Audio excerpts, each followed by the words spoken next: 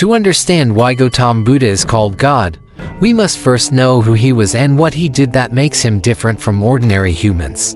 Gautam Buddha's real name was Siddhartha. He was born to a king, living a very comfortable life. But the direction of his life changed when he stepped out of the palace for the first time and saw an old man, a sick person, a dead person, and a quiet hermit.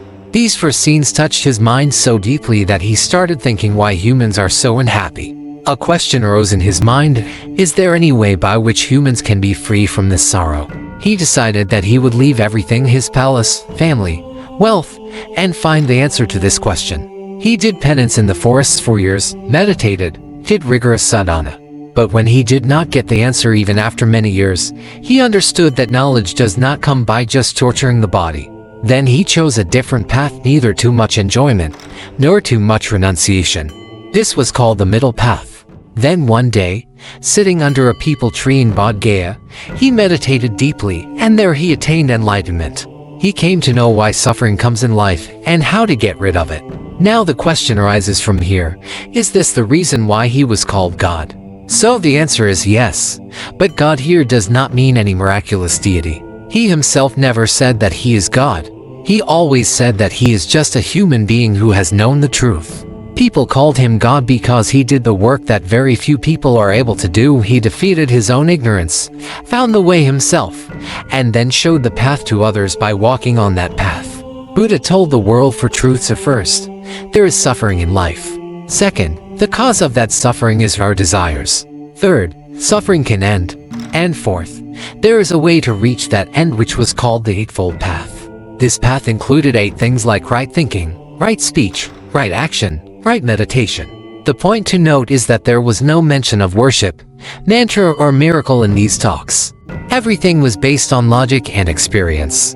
That is why even today people all over the world listen to Buddha's words, believe in them, because they were not for any particular religion but for every human being. Now here I will tell 2 true stories which are related to Buddha's life and which show his wisdom and compassion very deeply. The first story is of an old man.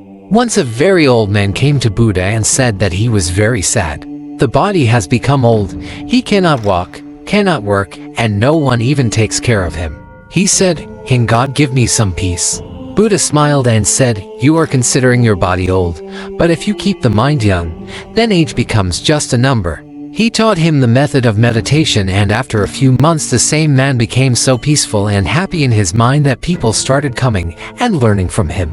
Buddha did not give him any miracle. He only told him the way to understand his mind. This was his real power. The second story is very famous, of Kisha Gautami. There was a woman whose only son died at a very young age.